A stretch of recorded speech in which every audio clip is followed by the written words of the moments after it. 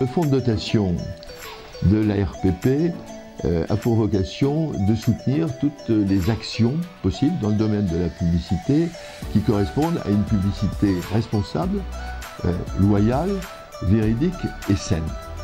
Donc on mobilise des moyens pour soutenir des actions de ce genre, des actions si possible innovantes, nouvelles, ouvertes sur la société et qui permettent de faire avancer des grands dossiers, des dossiers d'intérêt général ou en faveur, on pourrait dire également, du bien commun.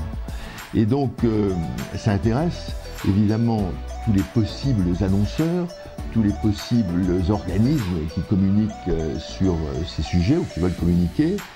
Et ça passe par un premier groupe, les associations, les hommes d'intérêt général, les ONG, les syndicats.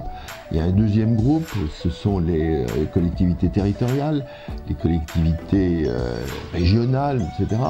Et puis il y a un troisième groupe qui est essentiel, les entreprises, qu'elles soient publiques ou privées, qui ont des messages à faire passer. Effectivement, ce sont les annonceurs, ce sont les principaux annonceurs.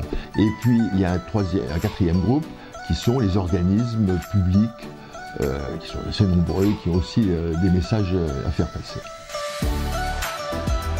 Alors, une communication citoyenne, c'est une communication qui correspond à un engagement citoyen. C'est-à-dire que celui qui s'engage par une communication dite citoyenne, il a en tête un certain nombre d'objectifs et en particulier par rapport à la société, il se dit au fond ce que je vais dire là au travers de mon message, ça va faire évoluer la société par rapport à des objectifs qui sont très actuels aujourd'hui. Par exemple, aller vers la transition, favoriser la transition énergétique, la transition écologique, avoir des comportements qui soient non discriminants, qui militent pour l'égalité femmes-hommes, pour la lutte contre les stéréotypes, etc. Tout ça, c'est dans le registre que nous souhaitons encourager. Donc, publicité vraiment responsable, avec des messages qui correspondent toujours, j'y reviens, à l'intérêt général, définis par quelques axes qui sont des axes qu'on retrouve en gros dans les principales recommandations de la RPP.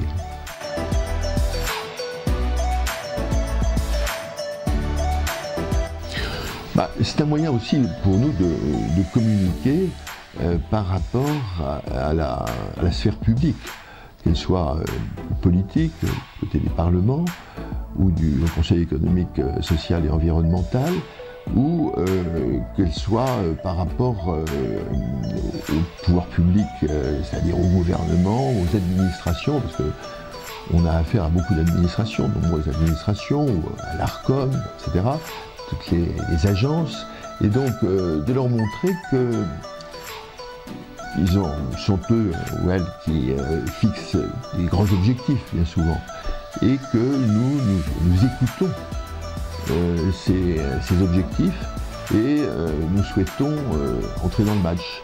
Et c'est ce que nous avons toujours fait, et là on le fera de plus en plus, et ce prix est un moyen effectivement de couronner ceux qui auront montré les meilleures dispositions et surtout mis en œuvre les meilleures pratiques.